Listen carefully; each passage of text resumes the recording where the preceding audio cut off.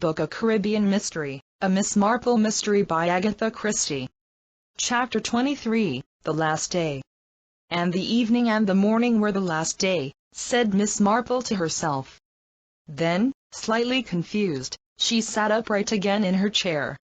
She had dozed off, an incredible thing to do because the steel band was playing, and anyone who could doze off during the steel band, it showed, thought Miss Marple, that she was getting used to this place.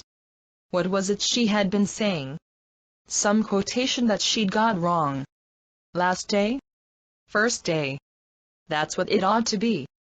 This wasn't the first day. Presumably it wasn't the last day either.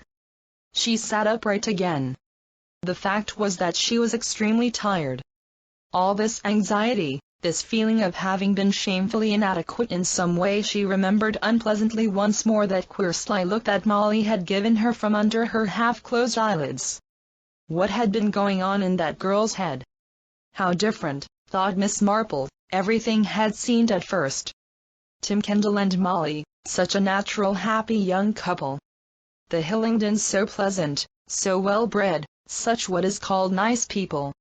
The gay hearty extrovert, Greg Dyson, and the gay strident Lucky, talking 19 to the dozen, pleased with herself and the world, a quartet of people getting on so well together. Canon Prescott, that genial kindly man. Joan Prescott, an acid streak in her, but a very nice woman, and nice women had to have their gossipy distractions. They have to know what is going on, to know when 2 and 2 make 4, and when it is possible to stretch them to 5. There was no harm in such women. Their tongues wagged, but they were kind if you were in misfortune. Mr. Rafiel, a personality, a man of character, a man that you would never by any chance forget. But Miss Marple thought she knew something else about Mr. Rafiel. The doctors had often given him up, so he had said, but this time, she thought, they had been more certain in their pronouncements. Mr. Rafiel knew that his days were numbered. Knowing this with certainty, was there any action he might have been likely to take? Miss Marple considered the question. It might, she thought, be important. What was it exactly he had said, his voice a little too loud, a little too sure? Miss Marple was very skillful in tones of voice. She had done so much listening in her life.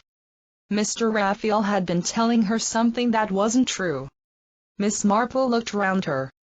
The night air, the soft fragrance of flowers, the tables with their little lights, the women with their pretty dresses, Evelyn in a dark indigo and white print, Lucky in a white sheath, her golden hair shining. Everybody seemed gay and full of life tonight. Even Tim Kendal was smiling. He passed her table and said, "Can't thank you enough for all you've done. Molly's practically herself again. The doc says she can get up tomorrow." Miss Marple smiled at him and said that that was good hearing. She found it, however, quite an effort to smile. Decidedly, she was tired. She got up and walked slowly back to her bungalow. She would have liked to go on thinking, puzzling, trying to remember, trying to assemble various facts and words and glances. But she wasn't able to do it. The tired mind rebelled. It said sleep. You've got to go to sleep. Miss Marple undressed, got into bed, read a few verses of the Thomas Kempis which she kept by her bed, then she turned out the light. In the darkness she sent up a prayer. One couldn't do everything oneself. One had to have help. "Nothing will happen tonight," she murmured hopefully. Aye. Miss Marple woke suddenly and sat up in bed. Her heart was beating. She switched on the light and looked at the little clock by her bedside. 2 a.m. 2 a.m. An outside activity of some kind was going on. She got up, put on her dressing gown and slippers, and a woolen scarf round her head and went out to reconnoiter. There were people moving about with torches. Among them she saw Canon Prescott and went to him. "What's happening?" "Oh, Miss Marple? It's Mrs. Kendal." Her husband woke up, found she'd slipped out of bed and gone out. "We're looking for her." He hurried on. Miss Marple walked more slowly after him. Where had Molly gone? Why? Had she planned this deliberately, planned to slip away as soon as the guard on her was relaxed, and while her husband was deep in sleep? Miss Marple thought it was probable. But why? What was the reason? Was there, as Esther Walters had so strongly hinted, some other man? If so, who could that man be? Or was there some more sinister reason? Miss Marple walked on, looking around her, peering under bushes. Then suddenly she heard a faint call. "Here, this way." The cry had come from some little distance beyond the hotel grounds. It must be, thought Miss Marple, near the creek of water that ran down to the sea. She went in that direction as briskly as she could. There were not really so many searchers as it had seemed to her at first. Most people must still be asleep in their bungalows. She saw a place on the creek bank where there were people standing. Someone pushed past her, almost knocking her down, running in that direction. It was Tim Kendal. A minute or two later she heard his voice cry out, "Molly! My God, Molly!" It was a minute or two before Miss Marple was able to join the little group. It consisted of one of the Cuban waiters, Evelyn Hillingdon, and two of the native girls. They had parted to let Tim through. Miss Marple arrived as he was bending over to look. "Molly," he slowly dropped onto his knees. Miss Marple saw the girl's body clearly, lying there in the creek, her face below the level of the water, her golden hair spread over the pale green embroidered shawl that covered her shoulders. With the leaves and rushes of the creek, it seemed almost like a scene from Hamlet with Molly as the dead Ophelia. As Tim stretched out a hand to touch her, the quiet, common-sense Miss Marple took charge and spoke sharply and authoritatively. "Don't move her, Mr. Kendal," she said. "She mustn't be moved." Tim turned a dazed face up to her. "But must tease Molly." "I must." Evelyn Hillingdon touched his shoulder. "She's dead, Tim." "I didn't move her, but I did feel her pulse." "Dead?" said Tim unbelievingly. "Dead? You mean she's drowned herself?" "I'm afraid so. It looks like it." "But why?" A great cry burst from the young man. "Why? She was so happy this morning, talking about what we'd do tomorrow. Why should this terrible death wish come over her again? Why should she steal away as she did out into the night, come down here and drown herself? What despair did she have had? Misery? Why couldn't she tell me anything?" "I don't know, my dear," said Evelyn gently. "I don't know," Miss Marple said. "Somebody had better get Dr. Graham. And someone will have to telephone the police." "The police?" Tim uttered a bitter laugh. "What good will they be?" "The police have to be notified in a case of suicide," said Miss Marple. Tim rose slowly to his feet. "I'll get Graham," he said heavily. "Perhaps then now we could owe something." He stumbled away in the direction of the hotel. Evelyn Hillingdon and Miss Marple stood side by side looking down at the dead girl. Evelyn shook her head. "It's too late. She's quite cold. She must have been dead at least an hour or perhaps more. What a tragedy it all is. Those two always seemed so happy.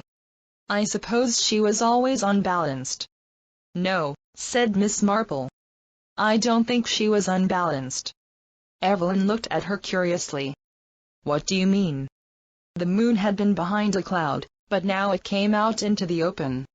It shone with a luminous silvery brightness on Molly's outspread hair. Miss Marple gave a sudden ejaculation. She bent down, peering, then stretched out her hand and touched the golden head. She spoke to Evelyn Hillingdon, and her voice sounded quite different. "I think," she said, "that we had better make sure." Evelyn Hillingdon stared at her in astonishment. "But you yourself told him we mustn't touch anything." "I know. But the moon wasn't out. I hadn't seen." Her finger pointed. Then, very gently, she touched the blonde hair and parted it so that the roots were exposed. Evelyn gave a sharp ejaculation. "Lucky!" and then after a moment she repeated, "Not Molly Lucky." Miss Marple nodded. Their hair was of much the same color as hers, of course, was dark at the roots because it was dyed. "But she's wearing Molly's shawl?" She admired it. "I heard her say she was going to get one like it." Evidently she did. "So that's why we were received." Evelyn broke off as she met Miss Marple's eyes watching her. "Someone," said Miss Marple, "will have to tell her husband." There was a moment's pause, then Evelyn said, "All right. I'll do it." She turned and walked away through the palm trees. Miss Marple remained for a moment motionless, then she turned her head very slightly, and said, "Yes, Colonel Hillingdon?" Edward Hillingdon came from the trees behind her to stand by her side. "You knew I was there?" "You cast a shadow," said Miss Marple. They stood a moment in silence. He said, more as though he were speaking to himself, "So, in the end, she played her luck too far. You are, I think, glad that she is dead? And that shocks you?" "Well, I will not deny it. I am glad she is dead. Death is often a solution to problems." Edward Hillingdon turned his head slowly. Miss Marple met his eyes calmly and steadfastly. "If you think he took a sharp step towards her." There was a sudden menace in his tone. Miss Marple said quietly, "Your wife will be back with Mr. Dyson in a moment. Or Mr. Kendal will be here with Dr. Graham." Edward Hillingdon relaxed. He turned back to look down at the dead woman. Miss Marple slipped away quietly. Presently her pace quickened. Just before reaching her own bungalow, she paused. It was here that she had sat that day talking to Major Palgrave. It was here that he had fumbled in his wallet looking for the snapshot of a murderer. She remembered how he had looked up, and how his face had gone purple and red, so ugly, as Señora de Caspearo had said. "He has the evil eye. The evil eye."